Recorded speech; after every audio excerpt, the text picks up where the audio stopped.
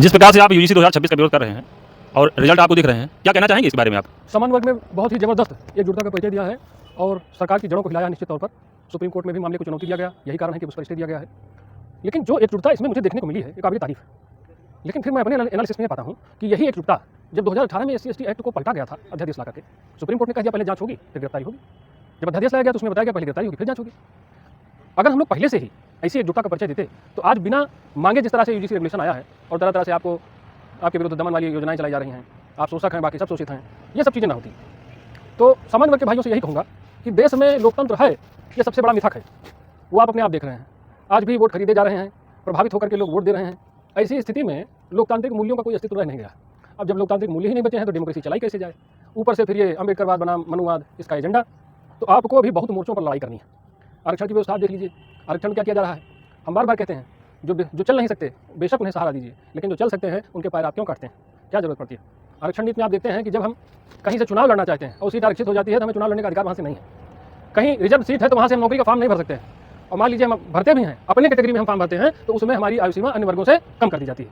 यह है आरक्षण की व्यवस्था।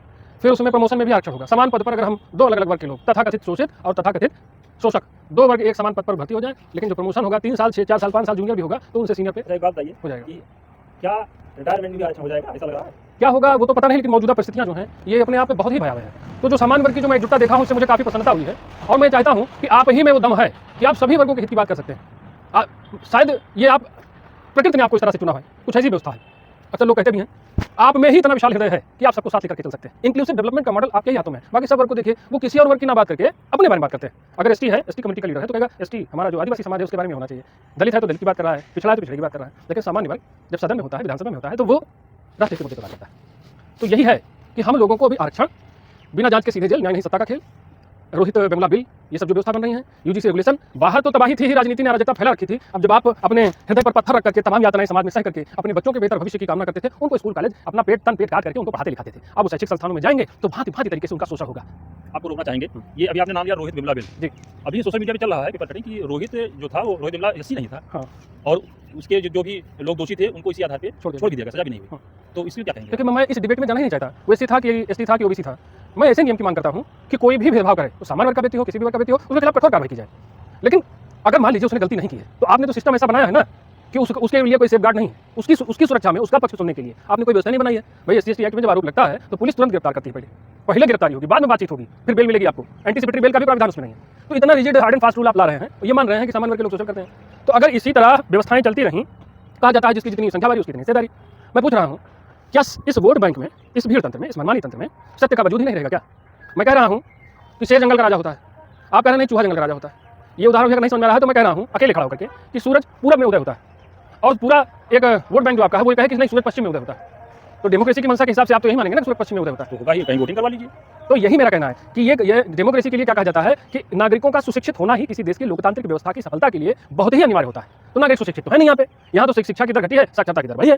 और उसके बाद अलग से जो राष्ट्र विरोधी एजेंडे चलते हैं, यहाँ जो शैक्षिक संस्थानों में सामान्य वर्ग को शोषक बताया जाता है। मैं सीधे इस कैमरे पर साफ साफ स्पष्ट बोल रहा हूँ, कितनी बार JNU में ब्राह्मण विरोधी, बनिया विरोधी और मनुवाद विरोधी नारे लगे। क्या ये हमारा शोषण नहीं था? क्या हमारा हैरेसमेंट नहीं था? और ये आपके संज्ञान में नहीं है, कोई इसको झुठला सकता है। अशोका यूनिवर्सिटी में 1 साल पहले, अशोका यूनिवर्सिटी जो है UGC से अप्रूव्ड है, वहाँ भी यही हो रहा है। और ये जो तथाकथित अम्बेडकरवादी हैं ये वहाँ नहीं जाते हैं जामिया इस्लामिया यूनिवर्सिटी में, अलीगढ़ मुस्लिम यूनिवर्सिटी में नहीं जाते हैं अपना मीम भीम का एजेंडा लेने। इनका सारा ताना बाना केवल इनके एक द्रोही है, इनका ब्राह्मण। अरे भैया आप जिस पर आरोप लगाते हैं मुस्लिम आपके स्वदेशी हैं, उनका DNA स्वदेशी है, ब्राह्मण यूरेसी हैं। अरे लाओ खतरा खत्म नहीं दो भैया, हम लोग यूरेसी में चले अपना व्यवस्था करें। हमको नहीं रहना है, आपका ना मुझे शोषण करना है ना आपसे मुझे अपना शोषण करवाना है। नहीं, बहुत मजे की बात आपने कही कि ये बाहर विदेशी हैं, यूरेशिया से आए हैं। यूरोप और एशिया को मिला के यूरेशिया कहा जाता है। अब यूरोप और एशिया को मिला दिया गया तो यूरेशिया के हो गए हम, तो कोई देश तो तय ही नहीं कर पा रहे हैं। असल में मैं ये प्रश्न करूँ, अगर जैसे ये अभी जब तथ्यपरक ऐतिहासिक और तर्कयुक्त बातें होंगी तो क्लीन बोर्ड हो जाएंगे, दिखानी पड़ेगी। ये प्रश्न तो बनता है ना, यूरेशिया के किस देश के हैं? उत्तर लीजिए। जब सारे महाद्वीपों का विभाजन भी नहीं हुआ था तो पूरी दुनिया एक थी, बाद में विभाजन हुआ है।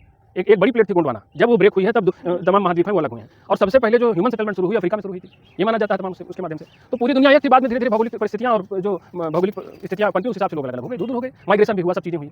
तो इनकी थ्योरी बेसलेस है, इस पर मुझको विचार नहीं करना है। कोई हिरण्यकश्यप को पौराणिक कथाओं में अपना नायक माने, फूलन देवी बैंडिट क्वीन को अपना नायक माने, तो ऐसा कोई चर्चा का विषय नहीं है। हम इनसे कहना चाहते हैं कि 800 साल पहले मुगलों ने आपको तरह तरह की यातनाएं दी, ठीक है, उनसे तो आप नहीं कहते कि बदले की भावना के विरुद्ध उनके खिलाफ कोई कानून बनना चाहिए, उनके खिलाफ तो आप नहीं खड़े होते। वक्फ बोर्ड के खिलाफ क्या SC ST OBC खड़ा होता है? मैं पूछना चाहता हूँ, कौन सा राजनीतिक दल है जो हिम्मत करे या वक्फ बोर्ड के खिलाफ खड़ा हुआ? ये सामान्य वर्ग खड़ा हुआ था। भारतीय जनता पार्टी खड़ी हुई थी, अगर सही करेगी तो उसका समर्थन करेंगे, लेकिन कोई भी विरोधी दल जो है उसके खिलाफ नहीं खड़े हुए। जब देश को बचाना हो, राष्ट्रहित को साधना हो, तो सामान्य वर्ग जंग की पहली सफा में खड़ा है। और तुम अपनी तादाद आज गिनाते हो, संख्या बल का खेल बताते हो। मैं तुमको बताना चाहता हूँ, तुम सुकून से अपना जीवन जी सके, बच्चे पैदा कर सके, उनको पाल पोस सके, क्योंकि सरहद पर कोई क्षत्रिय खड़ा था। कितने क्षत्रियों ने अपने जीवन की आहुति दी तब तुम्हारे घरों के चिराग रोशन हो सके। कितने ब्राह्मणों ने अपने जीवन में कितना तप किया होगा, तब 800 साल बाद भी आप हिंदू बने हुए हैं। ये उन ब्राह्मणों की देन है। अगर हमने दान मांगा, दक्षिणा लिया, तो उससे अपनी तिजोरियां नहीं भरी, बनारस हिंदू यूनिवर्सिटी स्थापित कर लिया भीख मांग करके, चंदा बटोर करके, दान मांग करके हमने शैक्षिक संस्थान ही बनाए हैं, मठ मंदिर की स्थापना की कि सनातन धर्म बचा रहे, इसका अस्तित्व समाप्त ना हो, वो सेवा, शिक्षा और संस्कारों का केंद्र बने। और आज आप उन ब्राह्मणों को उपेक्षित करते हैं, जिनके संरक्षण में आपके आजा बाबा दादा पुरखा फले फूले पन पे आज आप उनको आंख दिखाते हैं। शर्म आनी चाहिए आपको।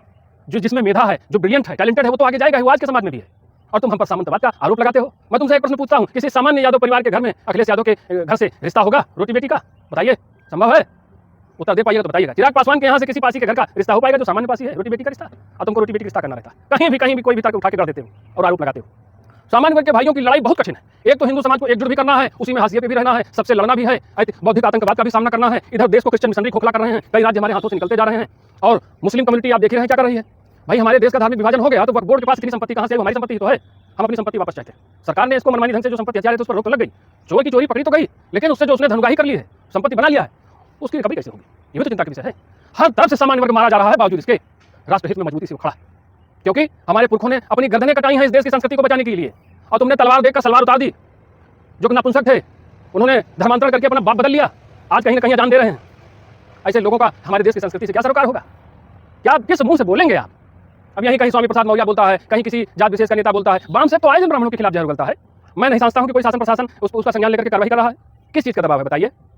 जो लोग सही बात कहते हैं उनको आप पकड़ के जेल में डाल देते हैं, उनके खिलाफ तमाम व्यवस्थाएं चल पड़ती हैं। यहाँ तो सच कहना भी अपराध हो गया और लोग झूठ बोलकर भी समाज सेवी हो गए। आपके पास कुछ और प्रश्न हो तो मैं उसका उत्तर जरूर देना चाहूँगा। आपने कहा कि समान वर्ग सबको साथ लेके चलता है, तो आदरणीय प्रधानमंत्री जी ओबीसी वर्ग से आते हैं, वो भी तो कहते हैं सबका साथ सबका विकास, तो साथ लेके नहीं चल रहे क्या? देखिए, साथ लेकर तो चल ही रहे हैं जी, लेकिन फिर वो विरोधाभासी चीजें कैसे? हर सत्ता में, हर पार्टी में आपको SC ST OBC जनरल सब मिल जाएंगे, इसको साथ लेकर चलने नहीं कहते हैं। अगर आप एक नीति बनाते, एक नियम बनाते, कानून बनाते जो सब पर समान रूप से लागू होता, जो वर्ग केंद्रित ना होकर के व्यक्ति केंद्रित योजनाएं, नीति नियम, कानून बनते, तब तो हम मानते कि आप सर्वजन हिताय सर्वजन सुखाय और सबका साथ सबका विकास की पद्धति पर चल रहे हैं। संविधान तो समानता की बात करता है। संविधान की समानता की बात करता है भाई साहब, हास्यास्पद बात मत करिए, और करता है तो जरा प्रमाण दीजिए। खैर प्रश्न आपने मुझसे किया है तो मैं ही बताता हूँ एक एग्जाम्पल के माध्यम से। आर्टिकल 13 कहता है कि अगर कोई भी कानून व्यवस्था फंडामेंटल राइट्स के अगेंस्ट जाता है तो वो स्वतः नल एंड वॉइड माना जाएगा। आर्टिकल 14 राइट टू इक्वलिटी, समानता का अधिकार। समानता का अधिकार की परिभाषा दीजिए मुझको, आप क्या मानते हैं? क्या सबको प्रधानमंत्री के बराबर माना जाएगा? राइट टू इक्वलिटी ये है, और यदि नहीं तो फिर दूसरा मतलब होगा कि अवसरों की समानता। तो सबके लिए अवसरों की समानता सुनिश्चित करने के लिए कानून बनाने में क्या समस्या आ रही है? ये आप कर देंगे, आपको कैसे पता है कि मतलब क्या माना जाएगा? संविधान समानता की बात आप क्यों करते हैं? हम चाहते हैं कि हम भी प्रधानमंत्री बनेंगे। ऐसा है ना, समानता होनी चाहिए तो 140 करोड़ प्रधानमंत्री बने रहे। असल में आपके प्रश्न में न तर्क है न तथ्य है, निराधार प्रश्न है। हम तो संविधान की बात करते हैं ना। आप संविधान की बात कर रहे हैं तो आप मुझसे ये क्यों नहीं पूछते हैं कि राइट टू इक्वलिटी का मतलब क्या है? क्योंकि वो तो कहीं डिफाइन नहीं किया गया है, धर्मनिरपेक्षता को परिभाषित नहीं किया गया। संविधान में बहुत से प्राविधान है, बहुत से टर्म्स हैं जो अभी भी परिभाषित नहीं है, उनकी क्लियर कट डेफिनेशन नहीं है। तो ऐसे मामले जाते होंगे तो कैसे निर्णय आता होगा? देखिए, कोर्ट समय समय पर अपने निर्णय स्पष्ट करती है, उसमें नेचुरल जस्टिस देखा जाता है, थोड़ा लॉजिक देखा जाता है, लेकिन माइनॉरिटी अल्पसंख्यक जो वर्ड है वो डिफाइन नहीं कॉन्स्टिट्यूशन में आपके। अश्विनी उपाध्याय जी ने इसको अपने वीडियो में स्पष्ट किया है। माइनॉरिटी स्पष्ट नहीं है, लेकिन फिर भी माइनॉरिटी का दर्जा प्राप्त करने वाले लोग किस आधार पर प्राप्त कर रहे हैं, किस आधार पर मंत्रालय बन गया है, उसमें स्कॉलरशिप तमाम मिल रही है, योजनाएं चल रही हैं, ये सारी चीज़ें। तो इस पर तो काम करना है, एक फाइनल बनना चाहिए, कमेटी बन जाए जो फिर से कॉन्स्टिट्यूशन का एनालिसिस करे, उसमें देखे कि क्या चीज़ें एम्बिगुअस हैं, अस्पष्ट हैं, जो चीज़ें क्लियर कट डिफाइन नहीं है उनको लेकर के सुप्रीम कोर्ट जाएं, या जैसे भी उसकी क्लियर कट डिफिनेशन होनी चाहिए। क्योंकि हमारे देश के हालात ऐसे हैं कि भौतिक बंटवारा तो हुआ, उसके हम सब साक्षी रहे, आज इसका मानसिक बंटवारा कई खंडों में हो चुका है, और इस मानसिक विभाजन को समाप्त करके फिर से राष्ट्र को एक सूत्र में पिरोने के लिए एक दूसरे सरदार पटेल की आवश्यकता है, फिर से कृष्णा मेनन की आवश्यकता है, समय समय पर नए नायकों की आवश्यकता होती है। अब समय की यही मांग है।